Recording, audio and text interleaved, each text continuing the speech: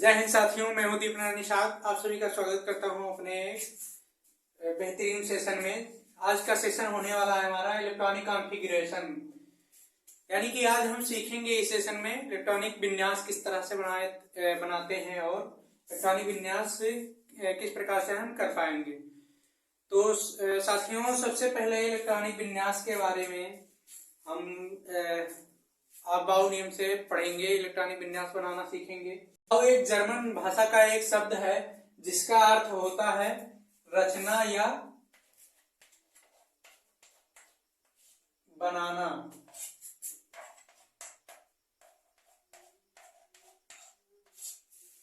रचना या बनाना जिसका अर्थ होता है। अबाउ नियम के द्वारा हम इलेक्ट्रॉनिक कॉन्फ़िगरेशन यानी कि इलेक्ट्रॉनिक विन्यास बनाना सीखेंगे। इन्होंने बताया कि सबसे पहले इलेक्ट्रॉनों का वितरण हम निम्न ऊर्जा स्तर से उच्च ऊर्जा स्तर की ओर करते हैं। तो चलिए हम एक नियम को सीखेंगे। 1s 2s 2p 3s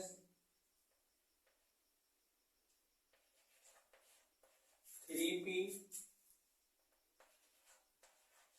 3d 4s 4p 4d और 4f 5s 5p 5d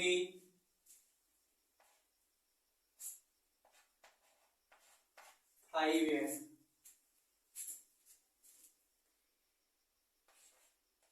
6s 6p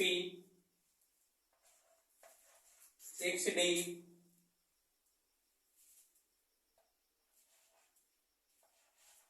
6f 7s 7p 7d 7f। अब हम इसको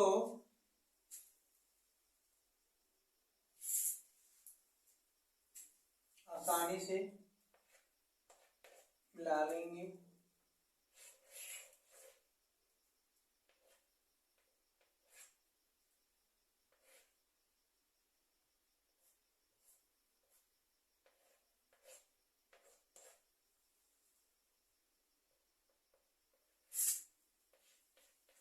ये डॉट लाइन से है और ये सॉलिड लाइन है।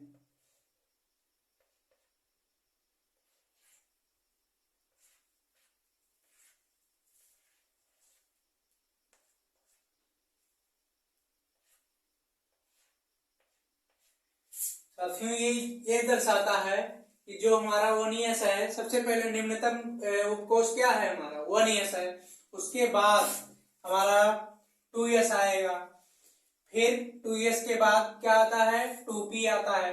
2p सब सेल के बाद आता है हमारा 3s, 3s के बाद आता है 3p आता है। इस तरह से हमारा जो क्या कहते हैं उपकोषों का वितरण है, हम निम्न ऊर्जा स्तर से उच्च ऊर्जा स्तर की ओर कर पाएंगे, आसानी से सीख भी पाएंगे।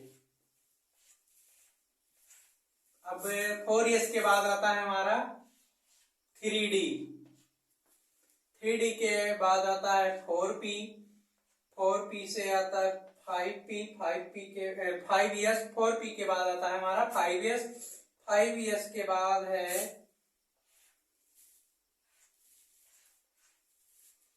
5s के बाद है हमारा 4d,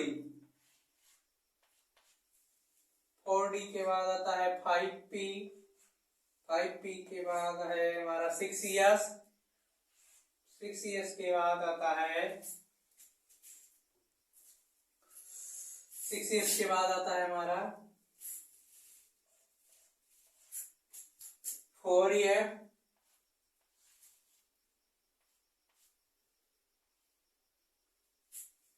4F के बाद है 5D, 5D के बाद है हमारा 6P। इसी तरह से साथियों हमारा 6P के बाद 7S, 7S के बाद आएगा, आप साथियों इसे कवर कर लेंगे जिससे आपको जो हमारा उपकोषों का वितरण है इन्हें याद रखने में सरलता होगी। इस तरह से आप अपना नोट्स प्रिपेयर करें। 4F के बाद 5F के बाद आता है 6D, 6D के बाद आएगा हमारा 7P और 7P के बाद आएगा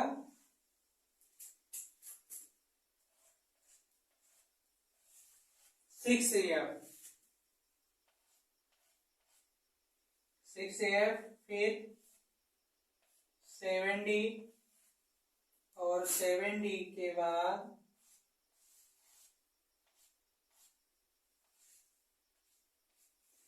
7F हो जाता है। इस प्रकार से साथियों आप इसे आसानी से याद रख सकते हैं।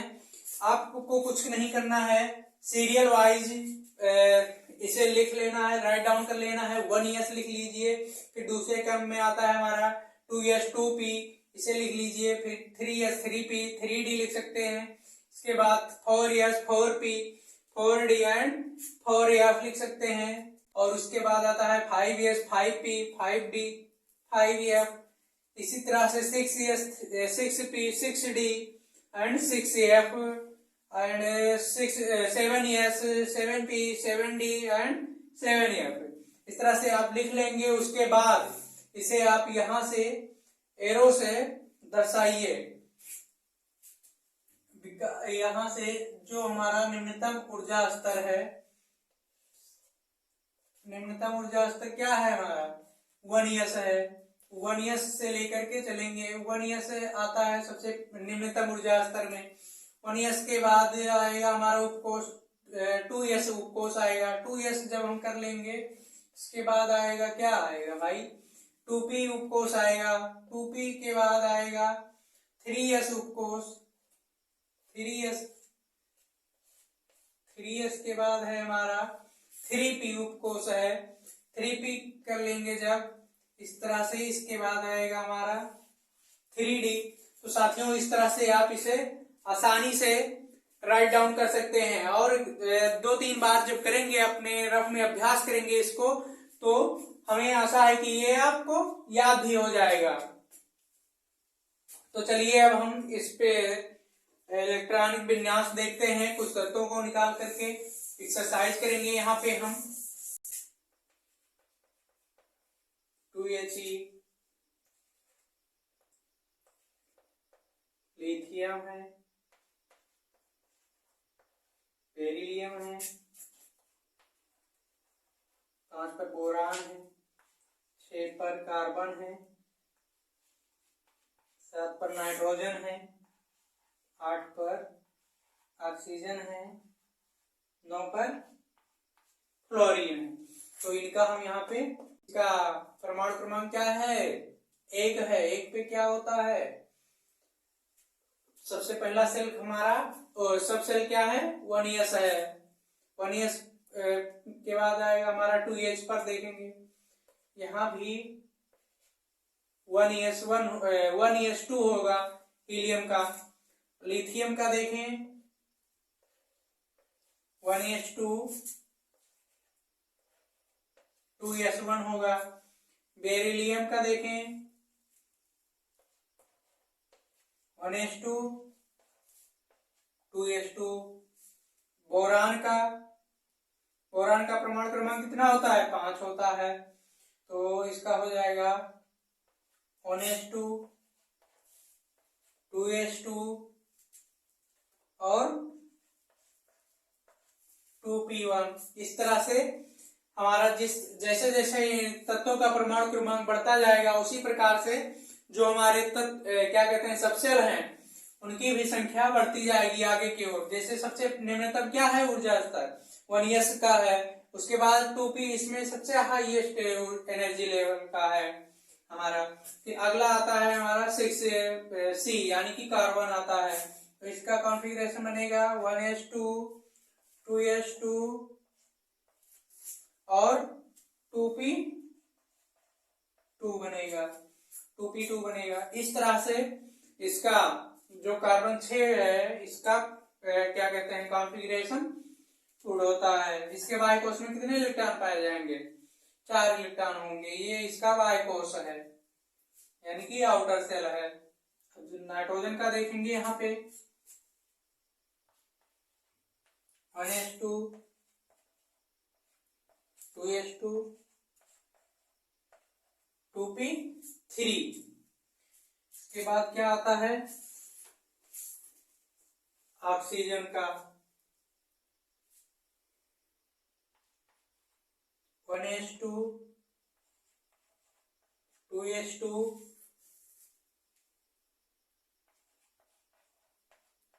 2p4। ये हो जाएगा किसका? ऑक्सीजन का हो जाएगा। अब फ्लोरीन का हो जाएगा 1s2 2s2 2p5। साथियों अभी ये हमारा इंट्रोडक्शन है। इसके बाद हम इलेक्ट्रॉनिक विन्यास से आपको बताएंगे कि किस तरह से उसके आवर्त को बता सकते हैं, तत्वों के आवर्त को बता सकते हैं, और इलेक्ट्रॉनिक विन्यास से ही तत्व का वर्ग बता सकते हैं, आवर्त बता सकते हैं, किस ब्लॉक में पाया जाता है तत्व वो बता सकते हैं। तो चलिए हम इन सभी में से किसी एक तत्व का यहाँ पे दिखा करके हम बताते हैं कि उसका ब्लॉक क्या है और उसका वर्ग क्या है और आवर्त क्या है। तो चलिए यहाँ पे कोई भी तत्व चाहे जो ले लें हम, जैसे चलिए फ्लोरीन को भी ले लेते हैं। फ्लोरीन 9, इसका कॉन्फ़िगरेशन कितना बना है? फ्लोरीन का कॉन्फ़िगरेशन बना है हमारा 1s2 2s2 2p5 बना है। तो इसका आउटर मोस्ट शेल क्या है? इसका आउटर मोस्ट शेल है हमारा 2s2 और 2p5। इस तरह से